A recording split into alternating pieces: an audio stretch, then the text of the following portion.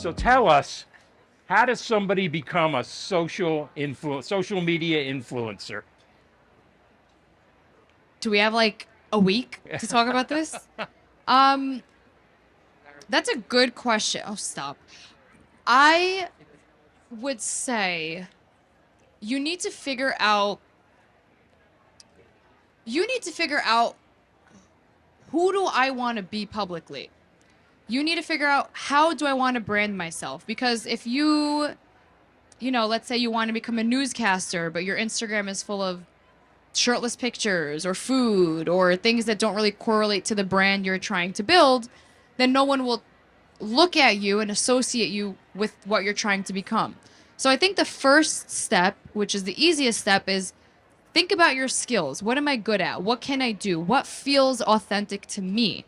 At that point, you need to get creative with yourself and say, okay, well, how do I make content that appeals to people, that still correlates with my own brand, that when people visit my page on social media, you know what you're in for?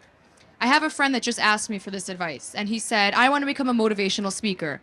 And I was like, honey, your feed is full of shirtless pictures. No one is taking you as a motivational speaker. Even if I got you on TEDx, think about it. If I got you on a big podcast, Pierce Morgan, Pat Bet David, and you're like, you know what? I really like what you have to say. But then you go to their social media and it doesn't correlate with what they just said. Why would that person want to follow you? You need to put out content that's different from others, unique to your own message, to give people a reason to want to follow you, not someone else in the same field as you. So you have to be good at it to thrive in it, and it has to be authentic, otherwise you'll burn out. If you're making content that you're not enjoying, or you'll run out of creativity because it's not organic to your message, you will burn out quick, and then you make a fool out of yourself because you started something and you didn't finish it. So with that being said, it's also okay to rebrand. So if you're passionate about sports and you start in basketball, but you also love football and you see basketball isn't working out, try football next. If you see football is not working out, but you're a pro in soccer, try soccer next and see what sticks. I said this yesterday, like I started my TikTok by pranking people and I went so viral and I was like, but this isn't what I want to be known as. So let me rebrand myself. And then I started sports and then I rebranded myself and then I went into politics. So throw stuff at the wall and see what sticks, but make sure it's still true to you. Otherwise, you'll embarrass yourself. Oh, great advice. Great advice. So among the some in the younger generation, Zionism, which is what the World Zionist Village is all about, Zionism is not considered an in thing. Have you gotten pushback from people in your generation about your upfront, out front views and statements on Zionism? Of course, not just my own age, but from employers, from executives, from companies I've worked for, from brands, from everyone. Like you said, that was a generous way to say that people hate Israel. Zionism is not sexy, but we're going to make it sexy again. We will. But I don't care about the pushback. And the reason is I'm just a very hard, strong-headed person. It's like, if I believe I'm right and the whole world thinks I'm wrong, maybe it's because I'm a Gemini, I'm not going to believe that I'm wrong, you know? So we don't need to ask people for acceptance because they won't accept our Zionism, and that's just the reality of it. However, we need to normalize it. So if people hate Jews, right? Too bad. We're not going anywhere. But the problem is, I feel like so many people will tuck in their Stars of David or take off their kippot or do everything to try to conform to the norm of people hating Jews instead of pushing back. And I don't mean like be aggressive, and I don't mean riot, and I don't mean be obnoxious or proselytizing, but normalize it. So my parents go, when people ask you if you're Jewish, just try to avoid the answer. You know, if they ask you if you're from Israel, just say you're from New York. And I'm like, every interview, so where are you from? I was born in New York, by the way. I go, Israel. It's not even true, but I want to normalize it. And it's like, you don't like that? Well, that's where I'm from. Sorry. Like, it's like what Mike Tyson said. He's like, I'm voting for Trump. What are you going to do, beat me up? No, you're not. And like, thank you, Mike. Normalize it. So But that's actually up to each and every one of us. So I have a list, and this is probably not the smartest thing to admit, especially when there's cameras rolling. I have like a hit list, metaphorical hit list of Jewish people who haven't used their platform to talk about Israel. And I know them all personally, and they're very, very, very famous people that, like, I don't have their phone numbers, so I'm going to ambush them soon in like a Shabbat dinner and make them feel horrible about their lives for not using their platform to defend Israel. Because if everyone just said, I support Israel, like LeBron James did, by the way, then the pushback will feel more insignificant. So we all have to do that on a small scale, on a big scale, with a platform, without a platform. I support Israel. Period. No but, no justification. That's it. I know a lot of people would be very happy to host that Shabbat dinner for you. Shout out to Robert Kraft. Be his problem. What have you learned about the younger generation's knowledge of Zionism? You've had a lot of conversations, a lot of interaction. What do they really know about Zionism? That we're a genocidal, racist, apartheid, horrible, segregating, ethnic cleansing. Did I miss any buzzwords? Oh my gosh. Baby killer, murdering, rape. We're every bad blame the Jew for everything, right? It's easy nowadays. Colonizers. Yeah, there's a lot of buzzwords, and it's easy because they memorize a script and they use it. Now, what's easier than BS is the truth. It's the history. It's the knowledge. The hard part about that is you have to study it. You know, like, it's easier for people to come to me and say, Israel was built upon the ethnic cleansing of the Palestinians. Now I'm on the offense. I need to rebut what they just said. But the question is, do I know how? How do I justify, hey, we actually didn't ethnically cleanse, and in fact, the Nakba was not ethnic cleansing. You guys started a war in Israel and you lost it, and you lost the land because instead of agreeing to the two-state solution, you waged a war and you lost. So goodbye. No one knows that part of the Nakba. They know that we kicked out 750,000 Palestinians. But they don't understand it's because they started a war and lost it and couldn't come back because you just tried to murder us. So the Jewish people's knowledge on Zionism, we unfortunately right now are on the offense, and we need to study the facts. And it's not easy. I just said this in my luncheon. When October 7th happened, I was like the Jew. Everyone knew me as the Jew, but I wasn't the Zionist. I loved and supported Israel, but I had no knowledge to back up my love for Israel. I didn't know what year it was established. I obviously knew they weren't racist and apartheid because I've been there enough times to know that. But on a global stage, I couldn't defend Israel, and I was mortified. So actually, I called Russell Robinson from JNF, and I did like a crash course, and I studied, and I mock debated. And it really only took like 10 consistent days of studying for me to become a pro in Israel history.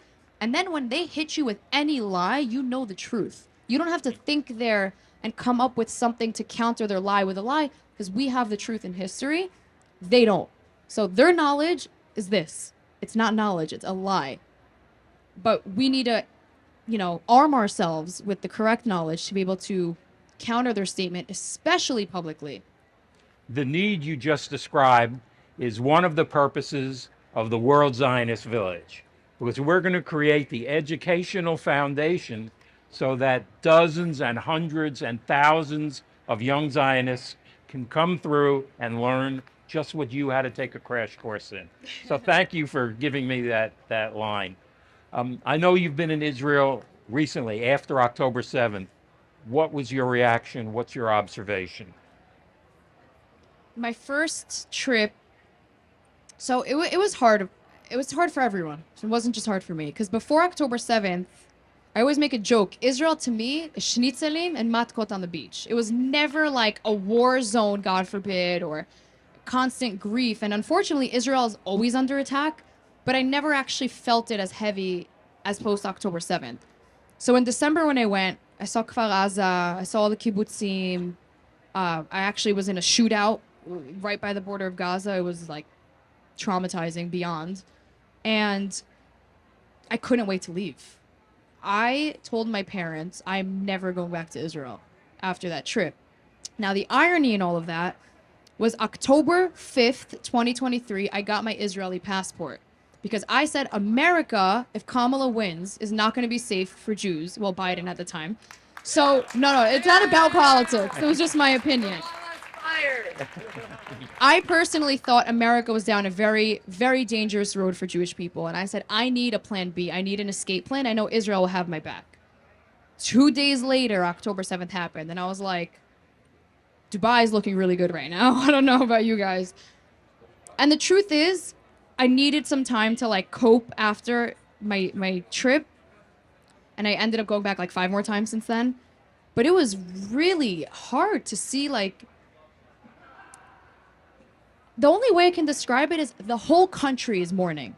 Someone's son died, but he was like everyone's son. Someone's son is a hostage, or someone's daughter, or someone's grandmother or father, and the whole country's grandmother is there. It's like they really are suffering together, which is like beautiful and horrible at the same time. You know that they have each other's back, as divided as they are right now, but you know that everyone's mourning with you and everyone's together, and it was just so heavy. But they're also rebuilding, and it's nice to see the silver lining of we were shattered and we were broken, but the spirits aren't. And it was beautiful to see that despite our suffering, there's so much growth. You know, there's still hostages and everyone's devastated, but like I saw where World Zionist Village is going to be. I was like, So you were whoa. in Beersheba. I and went you- to And you Beersheba. saw the site. He took Russell took me to Abraham's Well, Great. and that was surreal. I was like, oh my god, I don't even deserve to be here right now. I'm not holy enough. And then I saw the World Zionist Village, and I was like, I wish I was a kid again, because I would have loved to relive like that, and I would have been a lot more knowledgeable at a younger age. But Well, better let me- late than never. Let me assure you, we're going to have programs at the World Zionist Village for adults beyond high school and beyond college. So there'll be plenty of opportunities Good. for you to come, and we look forward to hosting you I'd love at the to. World Zionist Village. I heard an interview where you had some commentary about college presidents and defending Jewish kids on campus. These are people you interact with. What's your reaction to what's happened on campus to the Jewish students? It's a failure of our leaders. That's what it is. Because hate is wrong for every group of students, and it seems like on campuses it became racism is bad, homophobia is bad, Islamophobia is bad, but Jew hatred is okay.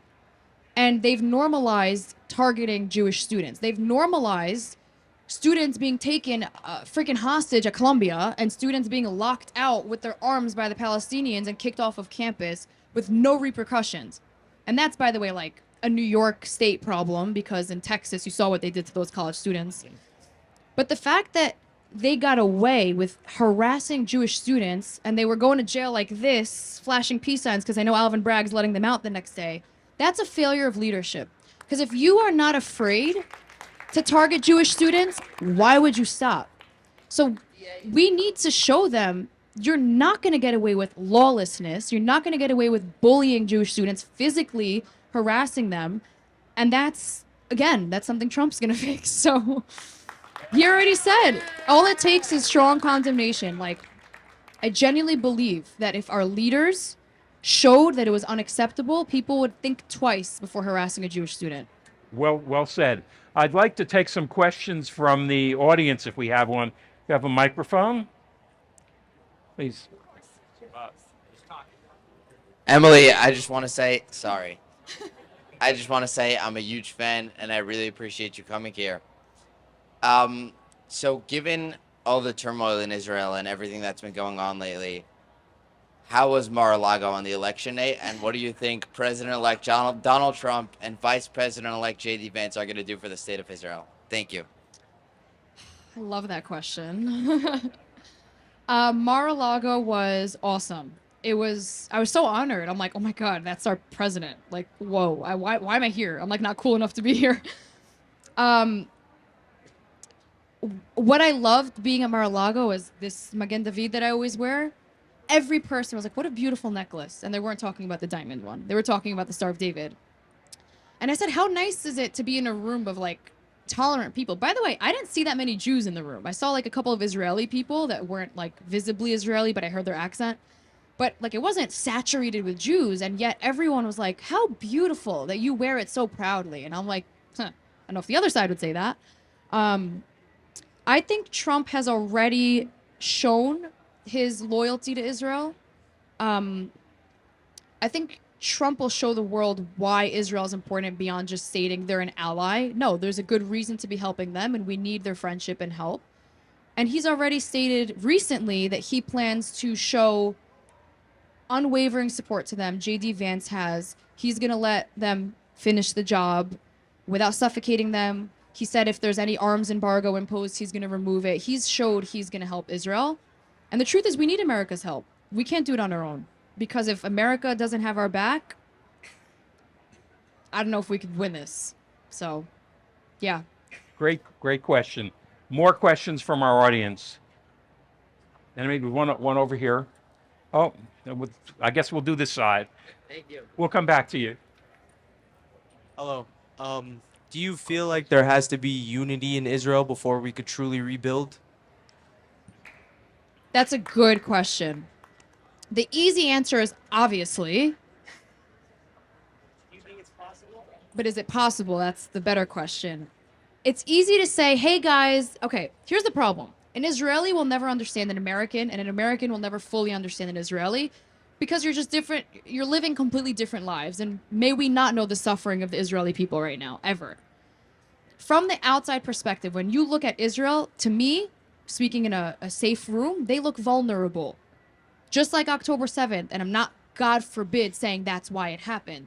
But Israel was never that divided. It was basically borderline a civil war over the judicial reform. Now, because of the publicity in the division, it made us look like we were divided and we were easy to be attacked. And we're getting there again with the protests. And I'm not even saying that they're not justified. Maybe they are. I have my own opinions. But I think a lot of people need to momentarily put some issues that aren't a priority aside, let the war take its course, finish the war, get the hostages home, and then deal with the internal affairs after. The only people who I will not judge protesting are the families of the hostages, because may I never know what you're thinking right now. Ever.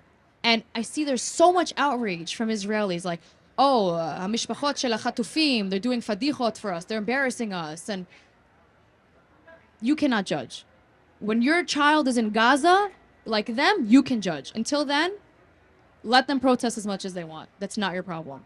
Great. But the short answer is yes, they should be united. Thank you for the question. I know we have some questions on this side. Yeah, I'll take the mic. First of all, we love your appearances on Gutfeld, I Thank told you. And Me too. do you see that as a platform to express your pro-Israel views? Of course. And how fun is the cast? So Greg Gutfeld is my favorite human being on the planet. If you guys don't know him, tune into Fox News every night at 10 p.m. You will crack up. It's a political, satirical comedy show where we rip politicians right, left, in the middle, Pelosi, Trump. We rip everyone. Nobody is safe from our bullying on that show. What I love about Gutfeld's show is, like, a lot of times Israel is a current event topic and we talk about it, and they'll always come to me. They come to all the panelists for our opinion, and I will let loose everything I feel, and they'll let me ramble on and on as much as I want, so much so they'll cut out another cast member's answer. I love that Greg calls me Super Jew. Literally no other reason, because other than I wear my Magen David. And I like when he calls me Super Jew because he's praising me. And then there's 2.2 million viewers on average a night that are like, oh, that girl's kind of cute and she's funny and she's a Jew. You know what? Maybe they're not that bad. And they give me a nice platform to be able to, just like I said, normalize being a proud Jew, normalize my love for Israel. And obviously they're all pro. 99.999% of guests are pro-Israel.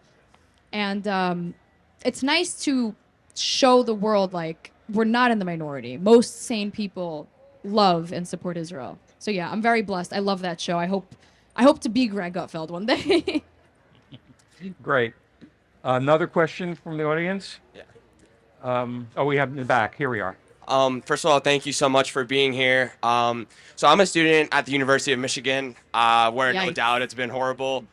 My question to you is, how would you suggest us, as students supporting Israel on campus, use social media because I know you're very proficient in your usage of social media, how can we use our social media to reach the same audience that JVP and SJP are reaching? Honest answer, your social media is not going to help because they're not following you to see your support. Internally, I'm torn on my advice for college students. On one hand, I think the best punishment for the universities is to defund them. Now, you're paying a lot in tuition. I left Hofstra University because F them, they didn't deserve my money to go there with their wokeness and their anti-Israel rhetoric. So I left. I was like, you're not going to take my money, and I got all my friends to leave too. Now that's hard. That's like a life-changing decision. Now the other side of Emily, the Gemini in me, is like, screw that. If we leave, we're giving them what they want. Now they got rid of the Jews, so now we're doing their job for them. But your Instagram is not going to reach the anti-Israel audience. They're not looking at your page. Your interpersonal relationships in your classes with your professors is going to be your key to the success. And I'll share a story about my time in Hofstra. Hofstra is like a private school in Long Island. You think there are more Jews, but there are not. And I was the Jew in all the rooms. Everyone called me the Jew, and not in a bad way. Like, I was just so proudly Jewish. And I'm not even that religious, by the way, but I love being Jewish, and everyone knew it. And I took it as such a responsibility and a privilege and honor to be able to represent us in the best way possible. And that was also a burden, because like sometimes I want to be nasty to people. But knowing that I was either the first Jew people are meeting, the only Jew in the room, I was like, I need to make them love all of us. Right now, I represent everyone in our community. And it has its downside too. And I'll like share a personal story. This guy asked me out in college, and I just did not like him. I barely knew him. And I said, sorry, I can't date you. You're not Jewish. Which wasn't even true. That wasn't the reason I wouldn't date him. 4 years later, he catches me on campus, and he and 8 guys called me a kike. And I was like, you asked me out 4 years ago. Let's not lower yourself for a minute.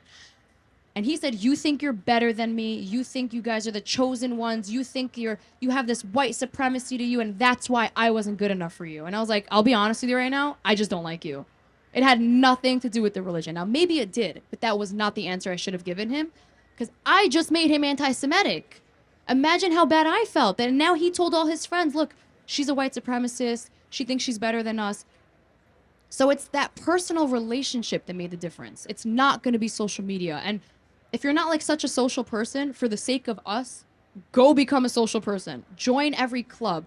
Infiltrate, as they call it. Like, make our presence everywhere so we can reveal the truth. That was a really long answer, but yeah. So let me follow up on that, because there are people in the middle. We have Jew haters that you're not going to reach.